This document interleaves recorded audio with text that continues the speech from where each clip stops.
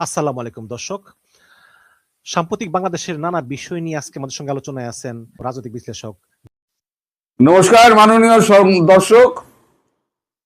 মাঝে মাঝে আমি বলেছিলাম না, আমার মনে হয় যে আমি পাগলাগারদে ঘুরে আসি।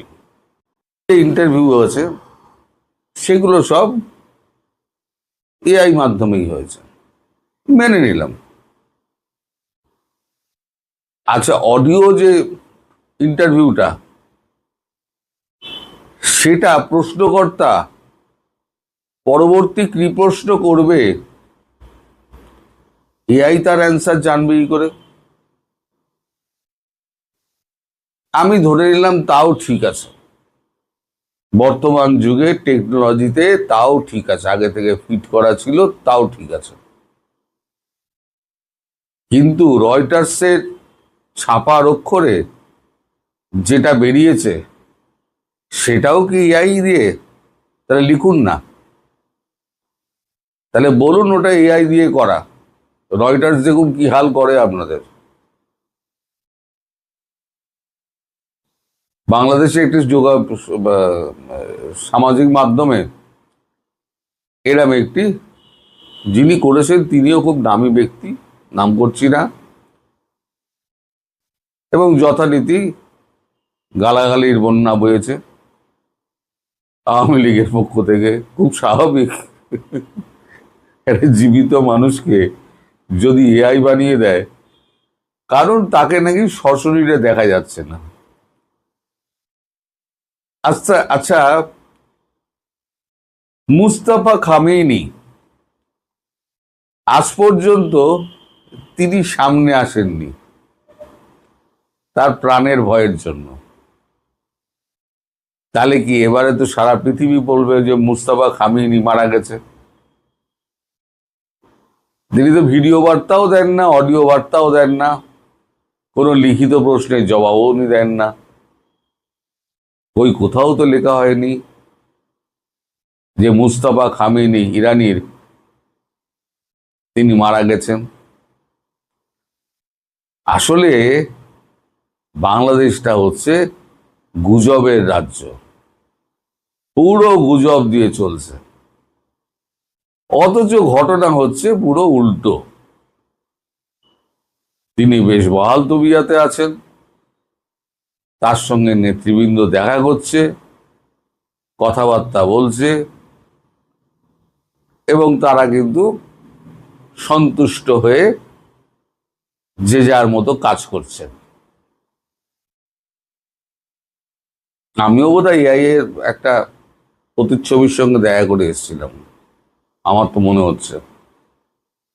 একটা রোবট এআই সে চালিত করেছিল এবং আমার ইলিশ মাছ খাইয়েছিল। আমি তাই তাই ভাবছি আমি পাগল পাগল ওখানে একবার ঘুরে আসি। তো আসল ঘটনা হচ্ছে উল্টো। এবার ঘটনায় ফিরি। ঘটনা হচ্ছে গতকালকে গোপনে শেখ হাসিনা প্রধানমন্ত্রী তিনি সাউথ ব্লকে গিয়েছিলেন, আস্তে আস্তে খোলস ছেড়ে বেরোচ্ছেন। তাকে ডাকা হয়েছিল সাউথ ব্লকে, তিনি সাউথ ব্লকের পেছনের রাস্তা দিয়ে পোর্টিকোতে নেমে সোজা লিফটে চড়ে সেকেন্ড ফ্লোরে উঠে যান। প্রথমে যান অজিত দোভালের ঘরে, সেখান থেকে আর কার কার কোথায় গেছেন না গেছেন সে খবরটা বলা যাবে না। শুধু এটুকু বলতে পারি যে সেই সময় সাউথ ব্লকে ট্রাই সার্ভিসের সেরা কর্তারা ছিলেন। এবার আপনারা দুয়ে দুয়ে চার মিলিয়ে নিন। এখন এরপরে যদি বলে যে রোবট শেখ হাসিনা সাউথ ব্লকে গেছিলেন এবং তিনি রোবটিক মাধ্যমে তার সঙ্গে কথাবার্তা বলা হয়েছে, এবার শেখ হাসিনা যখন ফিরবেন তখন রোবটিক শেখ হাসিনা ফিরবেন, আসল শেখ হাসিনা ফিরবেন না। এটাও বলে দিতে পারে, কোনো অসুবিধে নেই। আসলে আওয়ামী লীগকে বিভ্রান্ত করার চেষ্টা, আওয়ামী লীগের কর্মীদের মনোবল ভাঙার চেষ্টা, এই সমস্ত গুজব ফুজব রটিয়ে এগুলো করার চেষ্টা, কিন্তু চেষ্টা মাঠে মারা যাবে।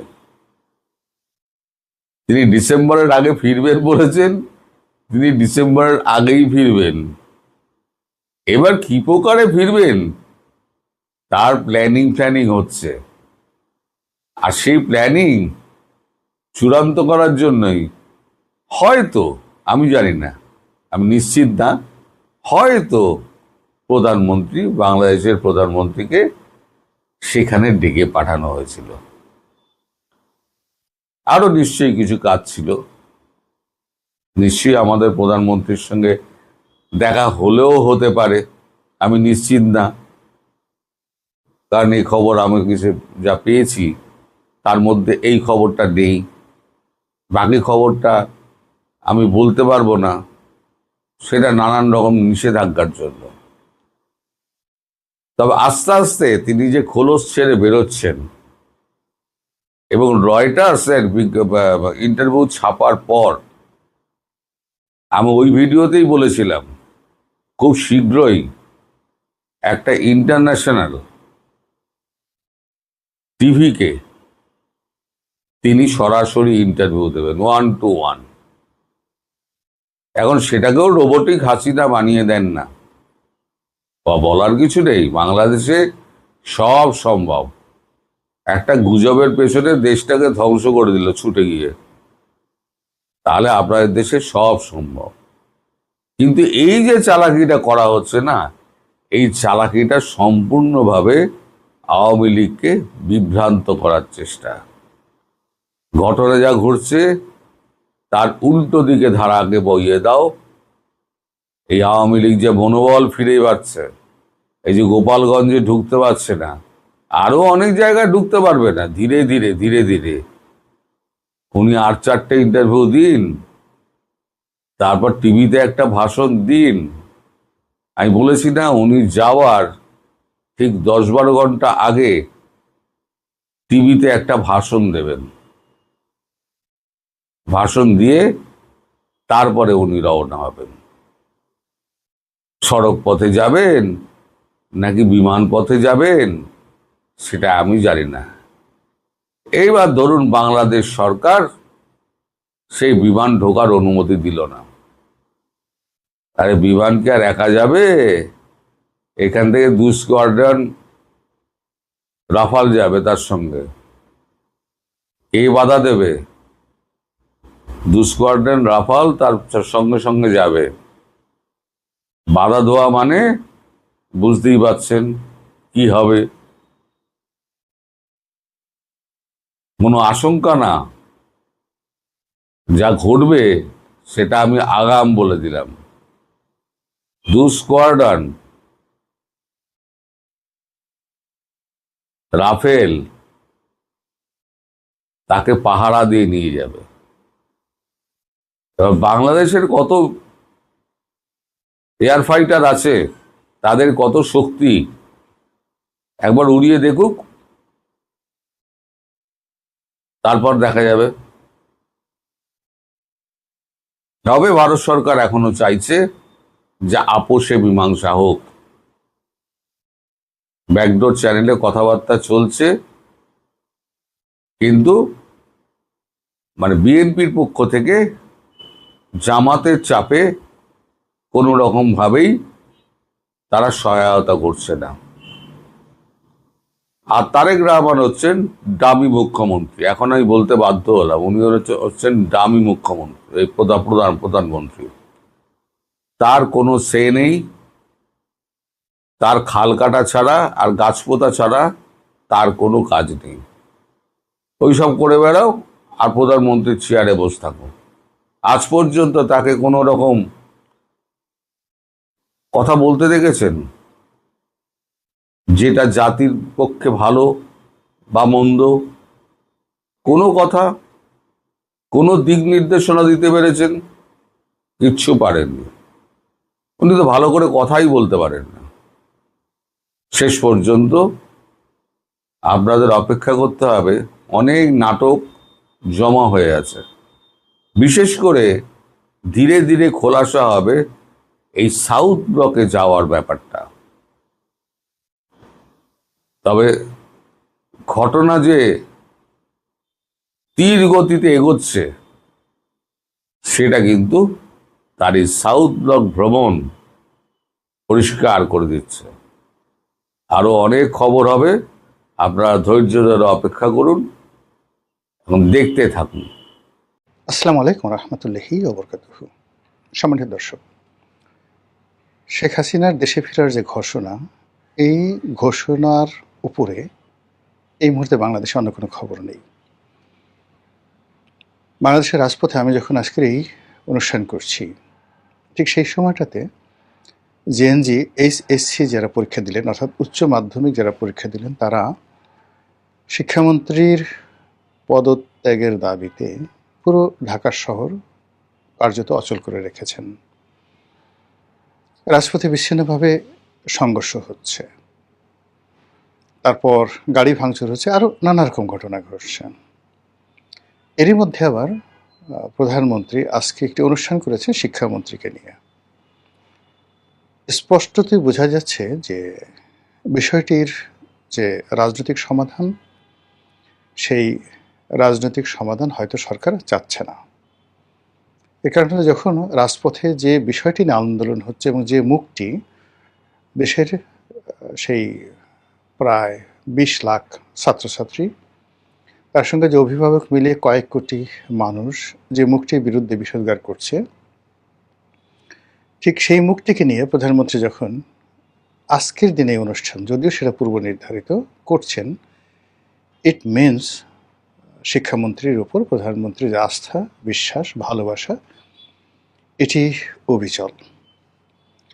এ কারণে যারা একটু বাঁকা চিন্তা করেন, বিশেষ করে আওয়ামী লীগের যারা লোকজন আছেন, তারা বলার চেষ্টা করছেন যে এই যে রাজপথে যা কিছু হচ্ছে এটা মূলত সাজানো। এই কাজটি করা হচ্ছে যেন কোনো অবস্থাতেই মানুষের মন মানসিকতা শেখ হাসিনার দিকে না যায়, আওয়ামী লীগের দিকে না যায় এবং দেশ নিয়ে উত্তাল থাকে এবং সময় মতো সেটি যেন আবার খেয়ে দেয়া যায়। আর আওয়ামী লীগের ধরনের কথা স্মরণ করার যথেষ্ট কারণ রয়েছে। এর কারণ হলো আওয়ামী লীগ এই খেলা বহুবার খেলেছেন। ১৭টি বছর ধরে তারা খেলেছে। প্রেস ক্লাবের সামনে যাদেরকে তারা নেতা বানিয়েছে টাকা দিয়ে, পয়সা দিয়ে, তারা অনেকেই এখন মন্ত্রী পরিষদে।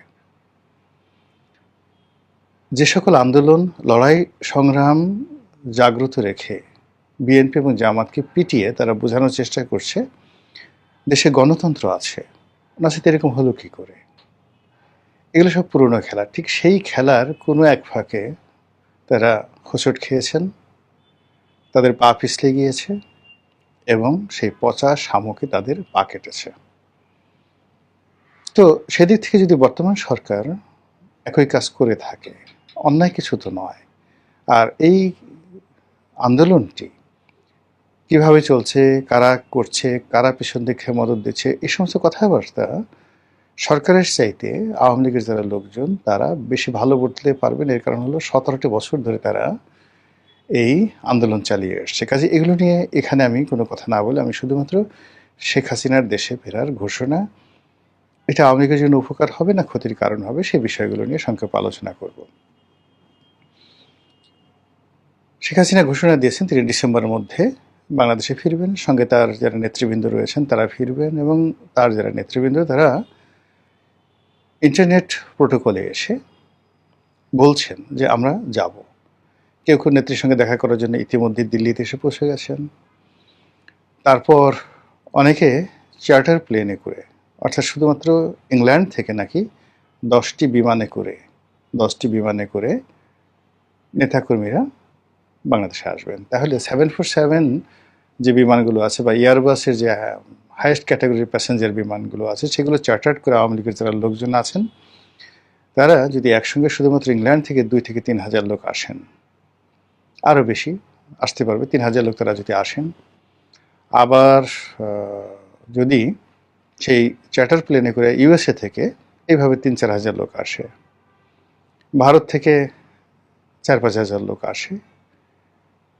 মানে জিনিসটা কেমন হয় আবার একটু চিন্তা করেন তো। এটা কিন্তু আপনি যে একেবারে উড়িয়ে দেবেন, not like that, because they have money, they have power, they have communication, এবং they know how to handle it. এটি বিমান কী করে চার্টার করে, এবং সেই চার্টার বাংলাদেশের এখন সরকারে যারা কর্তা ব্যক্তি রয়েছে তারা বোঝার আগেই এমন একটা ভাবে তারা কোনো রকম ঘোষণা না দিয়ে অলনে ছাড়েন 1 ঘন্টার নোটিশে, 2 ঘন্টার নোটিশে, 3 ঘন্টার নোটিশে ঢাকা এয়ারপোর্টে চলে এলো দিল্লি থেকে। তারপর যাকে বলা হয় ইংল্যান্ড থেকে, আমেরিকা থেকে, এমনকি মধ্যপ্রাচ্য থেকেও আসতে পারে, দুবাই থেকে আসতে পারে, তাদের সেখানে অনেক যাকে বলা হয় লোকজন রয়েছে। এই জিনিসটি কল্পনা করুন, জাস্ট ইমাজিন। হওয়ার সম্ভাবনা 1% যদি নাও থাকে তবুও কল্পনা করুন এটা হতে পারে। আবার ধরুন এই যে যত কথাবার্তা হলো, ঘোড়ার ডিম কিছুই হলো না, কেউ এলেন না। ডিসেম্বর মাসে তারা জাস্ট জোরে একটা হাসি দিয়ে বললেন যে আমরা 16 তারিখে আসছি, আচ্ছা 7 তারিখে আসছি। ওই দিন শ্বাস রব রব ভাব চারিদিকে, মানে আজকে নেত্রী আসবেন, আওয়ামী লীগের লোকজন ধর পাকড় হচ্ছে, বাড়ি বাড়িতে গিয়ে থানা পুলিশ প্রশাসন যাচ্ছে, যেখানে যেখানে আওয়ামী লীগ আছে সেখানে ছাত্রদল, যুবদল, শিবির সবাই দল বেঁধে এনসিপি যারা লোকজন আছে খুঁজছে, ধরো যেখানে আওয়ামী লীগ সরেয়া এবং নৌকা রয়েছে সব জায়গাতে ধরো এবং সবাইকে আচ্ছা মতো ডলা দাও। আচ্ছা, এরকম চলতে থাকলো। যারা সাধারণ মানুষ তারা অভিশাপ দেওয়া শুরু করলো, গালাগালি করা শুরু করলো, এবং যাদের যাওয়ার কথা এয়ারপোর্টে তারা কেউ গেলেন না, আর যাদের আসার কথা তারা কেউ এলেন না। তারা বিদেশে বসে বললেন যে শুধু আসতে চেয়েছি, এতেই এত ভয়, আর যদি আসতাম তাহলে কি হতো। এরকম নজির তো আছে রাজনীতিতে। এবার ধরুন 23শে জুন আওয়ামী লীগের প্রতিষ্ঠা বার্ষিকীতে বিরাট কিছু হবে, মানে বিরাট কিছু হবে, এবং আওয়ামী লীগ বিশেষ করে ইন্টারনেটে এবং টেলিফোনে তারা যে তৎপরতা দেখাচ্ছে মনে হচ্ছে যে তারা সারা পৃথিবীর অধিকর্তা। যে কোনো একটা নম্বর থেকে টেলিফোন করে বড় বড় পুলিশ কর্মকর্তাদেরকে গালাগাল করা হচ্ছে, বিভিন্ন মানুষকে হুমকি ধামকি দেওয়া হচ্ছে। তারপর বিভিন্ন force, cyber force, guerrilla force, 71 force, 24 force, অসংখ্য নামে সব বাকি সব ভয়ঙ্কর প্রোফাইল পিকচার তৈরি করে বিভিন্ন মানুষকে টেলিফোন করে তাদেরকে ভয় দেখানো হচ্ছে। আচ্ছা, তো এই যে ভয় দেখানোর তাদের যে কৌশল, সেই কৌশল তারা চালিয়ে যাচ্ছে, এবং একই সঙ্গে বিভিন্ন মাধ্যমে যারা সামাজিক মাধ্যমে যোগাযোগ রাখেন তারা, এরপরে যারা আওয়ামী লীগ সরকারের জামানাতে অলিগার ছিলেন, আওয়ামী লীগ সরকারের আগে আমলে 1 নম্বর অলিগার ছিলেন সামরিক, বেসামরিক এবং পুলিশ কর্মকর্তারা। তখন একজন সচিব, সেটা যে নামে আপনি তাকে ডাকেন, যারা শেখ হাসিনার খুব কাছাকাছি ছিলেন তাদের ক্ষমতা 100 জন মন্ত্রী বা এমপির সাথে বেশি ছিল। এরকম অনেক সচিব ছিলেন। এরপর কিছু ব্যবসায়ী ছিলেন, কিছু সাংবাদিক ছিলেন। মানে এই সব মিলে যে একটা অলিগার শ্রেণী, হাতে গোনা কয়েকজন ছাড়া প্রায় সবাই কিন্তু নিরাপদ দেশের বাইরে আছেন। সাম্প্রতিক সময় আপনি দেখবেন তারা সাক্ষাৎকার দিচ্ছেন, শেখ হাসিনাকে ডিফেন্ড করছেন, তাদের জমানাকে তারা ডিফেন্ড করছেন, এবং তারা যে কোনো অন্যায় করেনি সেই কথাগুলো বলার চেষ্টা করছেন। এর সিমটম তারা ডিসেম্বরের আগে অনেক কিছুই তছনছ করতে চাচ্ছে। কিন্তু এখানে যে বিষয়টি হলো যে আমরা যারা এই বাংলাদেশে আছি, এর বাইরে আওয়ামী লীগের যে সকল নেতাকর্মী বাংলাদেশে পালিয়ে আছেন, প্রকাশ্যে আছেন, হাত পা ধরে কোনো মতো বেঁচে আছেন, এক দুর্বিষহ জীবন আওয়ামী লীগের যারা নেতাকর্মী প্রকাশ্যে আছেন, তাদের পরিবার বলতে গেলে এখন গনিমতের মাল হয়ে গেছেন, তাদের ধন সম্পত্তি এগুলো আল্লাহর মাল হয়ে গেছেন। যে কেউ ইচ্ছা করলে এই জিনিসগুলো দখল করে নিতে পারে, সেটা গুলশানের বাড়ি হোক কিংবা গাজীপুরের ফ্যাক্টরি হোক, ডাজ নট ম্যাটার। তো এই মানুষগুলোর যে দুর্বিষহ জীবন, তারা ডানে যেতে পারছে না, বামে যেতে পারছে না। 17 বছরে তারা শুধুমাত্র আওয়ামী লীগকে সাপোর্ট করেছেন, কিন্তু কখনো কোনো সুযোগ নেননি। এই সময়টাতে এসে আল্লাহর গজব এবং মানুষের গজব যুগপৎভাবে এদের উপরে এসে পৌঁছে গেছে। তো এই মানুষগুলো আর এক দফা দমন পীড়নের শিকার হচ্ছেন। আপনারা জানেন যে ইতিমধ্যে পুলিশ তার তৎপরতা বাড়িয়ে দিয়েছে। তারপর সরকার সমর্থক যে সকল রাজনৈতিক সংগঠন রয়েছেন তারা বেশ অ্যাডামেন্ট। মূল ব্যাপার হলো সরকার যায়, নতুন সরকার আসে, কিন্তু দমন পীড়ন 2 নম্বরে যে কাজগুলো রয়েছে সেইগুলো আসলে পরিবর্তন হয় না, আরও খারাপ দিকে যায়। বিএনপি হয়তো ভালো কাজ করছে বেশ কিছু, কিন্তু আওয়ামী লীগের যে ভালো কাজগুলো সেগুলো তারা কোনো অবস্থাতেই কন্টিনিউ করতে চাচ্ছে না। 2 নম্বর হলো যে আওয়ামী লীগ জামানাতে যে ভালো কাজগুলো না হয়ে যে মন্দ কাজগুলো হয়েছে তার একটাও এই জামানাতে বন্ধ না হয়ে আরও বহুগুণে বেড়ে গেছে। আজকে দেখলাম ইয়াবা একটা চালান ধরেছে, কক্সবাজার থেকে আসছিল, সেখানে স্বরাষ্ট্র মন্ত্রণালয়ের স্টিকার। বোঝার চেষ্টা করুন, কক্সবাজার থেকে আসছে, স্বরাষ্ট্রমন্ত্রীকে ব্যবহার করে, তার নাম ব্যবহার করে দুর্বৃত্তরা স্বরাষ্ট্রমন্ত্রীর এবং তার এলাকার বদনাম করার জন্য ইয়াবা ভরে, গাড়ি ভরে ভরে ইয়াবা আনছে এবং সেই ইয়াবা সহ ধরা পড়ছে মহিলা। এই হলো দুর্বৃত্তপনার, যেখানে মানে এক বদিকেই পুরো রাষ্ট্র কন্ট্রোল করতে পারেননি। তো সেখানে যখন হাজার বদি দাঁড়িয়ে যাচ্ছে এবং আগে যেখানে সামান্য ইয়াবা সেই আসতে এখন ইয়াবা কেবলমাত্র বাংলাদেশে ব্যবহৃত হচ্ছে না, ঢাকাতে ব্যবহৃত হচ্ছে না, কক্সবাজার থেকে আসছে, ঢাকাতে ব্যবহৃত হচ্ছে, সারা বাংলাদেশের ডিস্ট্রিবিউশন হচ্ছে, এমনকি অন্য সীমান্ত দিয়ে ভারতে যাচ্ছে, অন্যান্য দেশে যাচ্ছে, এয়ারপোর্ট দিয়ে বিদেশে যাচ্ছে, ইউরোপে যাচ্ছে ইয়াবা। সেদিন মানে একজন একটা পার্সেল পাঠাচ্ছিল, বেশ একটা জুতা। তো সে বললো যে এটা এয়ারপোর্টে একটা ভয়ঙ্কর অবস্থা, এখন সন্দেহ হলে স্ক্যানিং করে একটু জুতার সোল মোটা দেখলে সেই জুতাটা কাটে, যেটার মধ্যে ইয়াবা পাচার করা হলো কিনা। এই ঘটনা এখন প্রতিনিয়ত ঘটছে এবং যারা আন্তর্জাতিক যে কোম্পানিগুলো, ট্রান্সপোর্ট কোম্পানিগুলো লাইক ডিএসএল, ফেডেক্স, এই কোম্পানিগুলো মানে এখন তাদের ব্যবসা বাণিজ্য নিদারুণ হুমকির মুখে পড়ছে, তারা কাস্টমারদেরকে সার্ভিস দিতে পারছে না। তো এই যে মন্দ কাজগুলোর যে ক্রমবর্ধমান চাপ, এই চাপ আওয়ামী লীগের নেতাকর্মীরা আর নিতে পারছে না।